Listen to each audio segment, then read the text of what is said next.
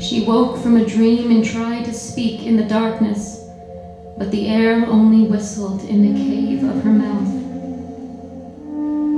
That night, Tereus walked to the tiny shed and lifted the latch, hardly daring to breathe. He found Philomela lying on the floor. She was alive. I brought you some water and some bread. I'll be back tomorrow night. He locked the door from the outside and Philomela was alone again.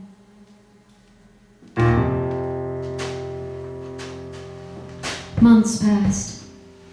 Procne barely ate or slept. She could only wander the halls, asking herself how she could have left her sister alone to die.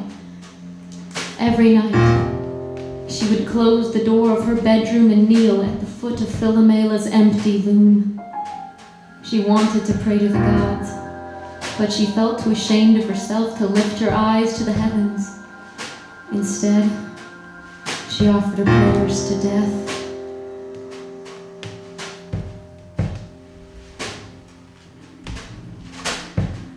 Reaper, reaper, cut your wheat, stack it high, set the rest burning. I'm in the garden with the fallen leaves. Reaper, reaper, cut your wheat.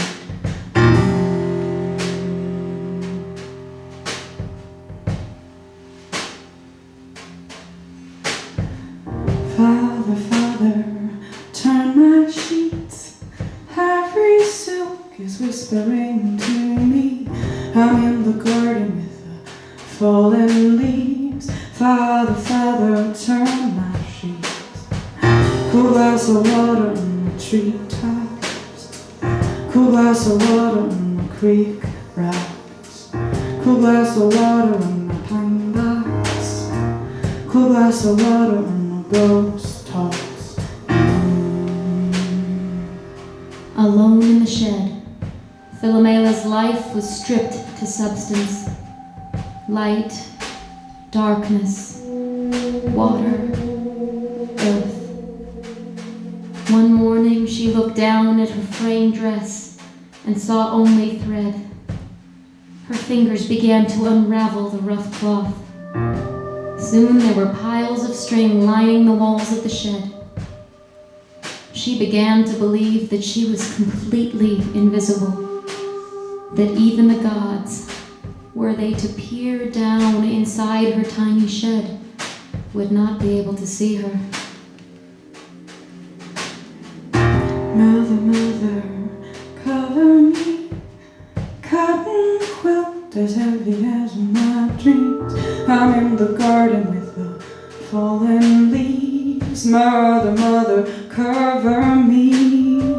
Cool glass of water on the treetops. Cool glass of water on the creek rocks.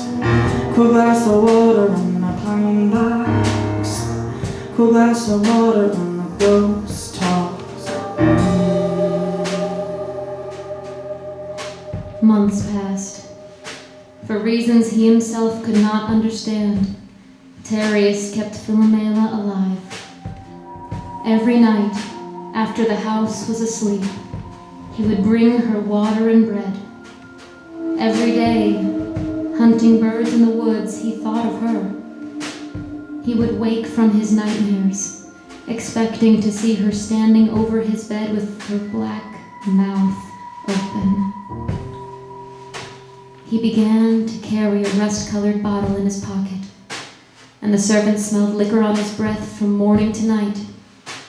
He grew thinner and thinner, as if the guilt itself were consuming him. Sister, sister, set me free. One last kiss that lingers on my cheek. I'm in my garden with the fallen leaves. Sister, sister, set me free. Cool glass of water, treetops. Cool glass of water on the creek rocks. Cool glass of water on the pine box. Cool glass of water on the ghost talks. One night, when their son was almost a year old, Procne could not look at Philomela's empty loom a moment longer. She dragged it down the stairs and left it standing out in front of the house.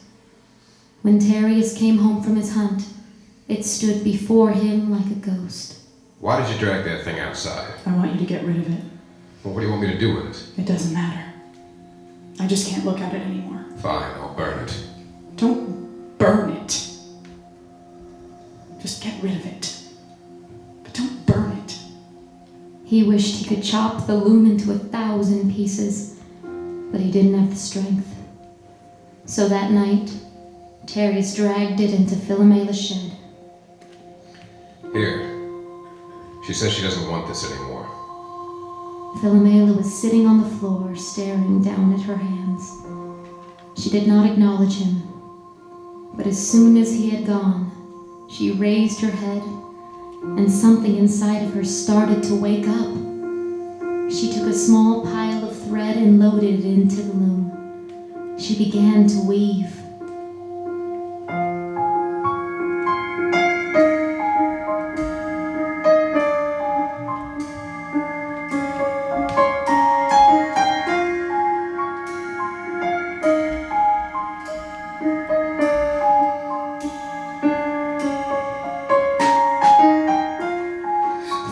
Shivering, branches breaking.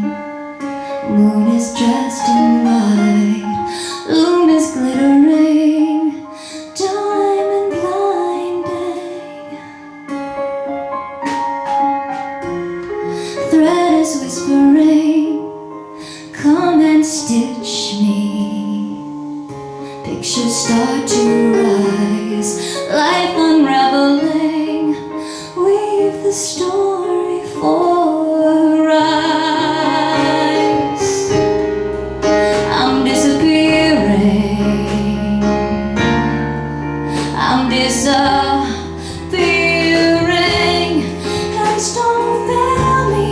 Hands don't fail me. Hands don't fail. Hands don't fail me. Hands don't fail me. Hands don't fail.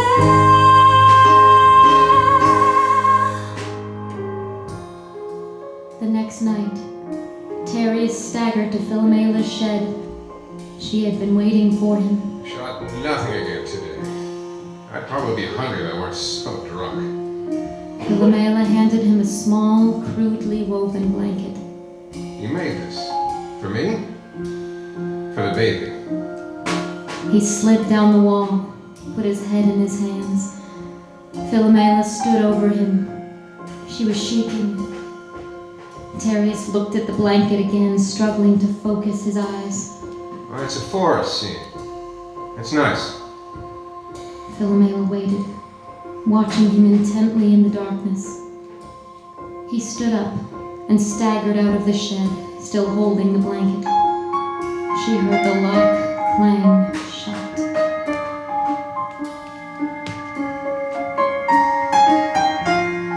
Blanket jittery, he will carry. Chaos cloaked in calm, there's no guarantee, only waiting. He's disappearing. He's disappearing. Hands don't fail me. Hands don't fail me. Hands don't fail. Hands don't fail me. Hands don't fail me. Hands don't fail. Hands don't fail me. Hands don't fail me. Hands don't fail me. Hands don't fail me. Hands don't fail me.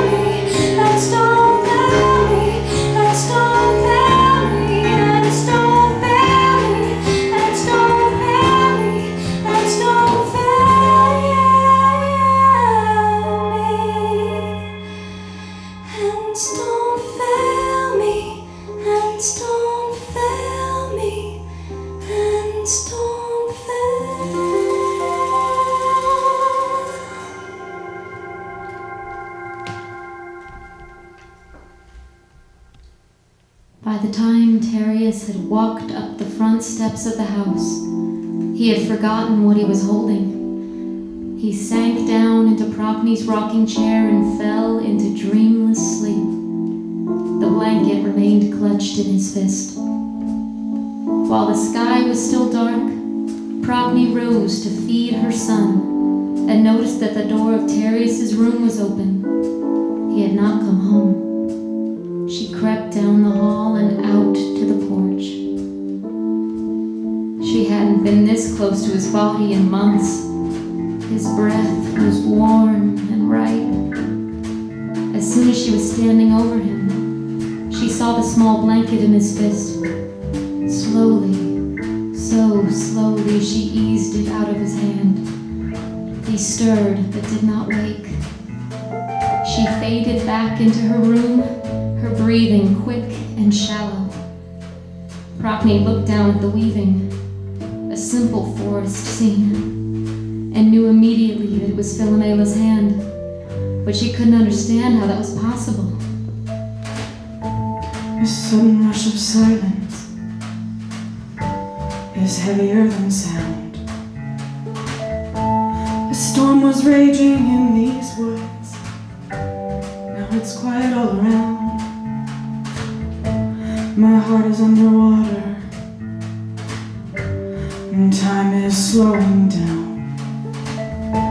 My feet are planted on the earth, but I cannot feel the ground.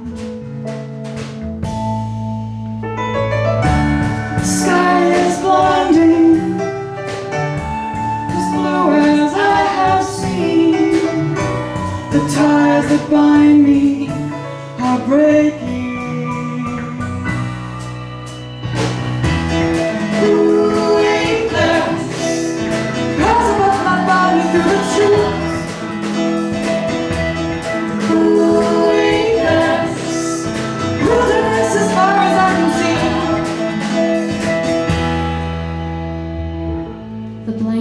Folded and sewn awkwardly with a strange and ragged edge.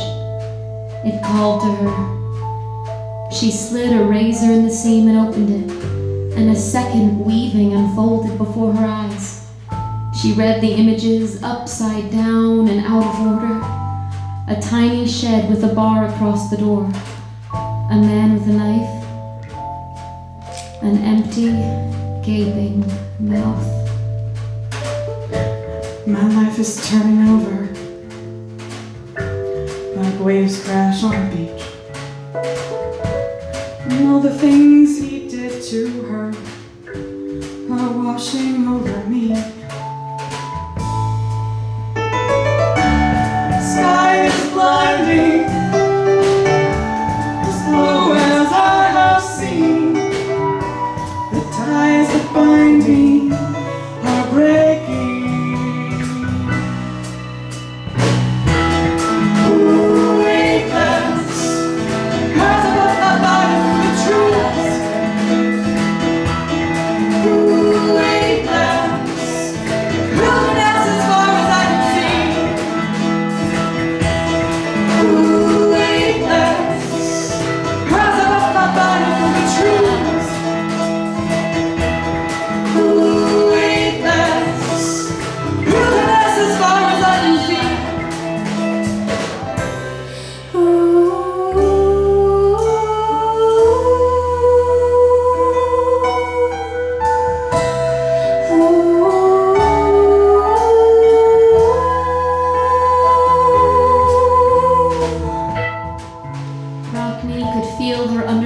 In her sinking stomach before the thoughts were formed in her mind. She shook her head as if to prevent the horror from entering, but it was far too late for that. Somewhere she was waiting. The end is closing in. I feel gravity unravel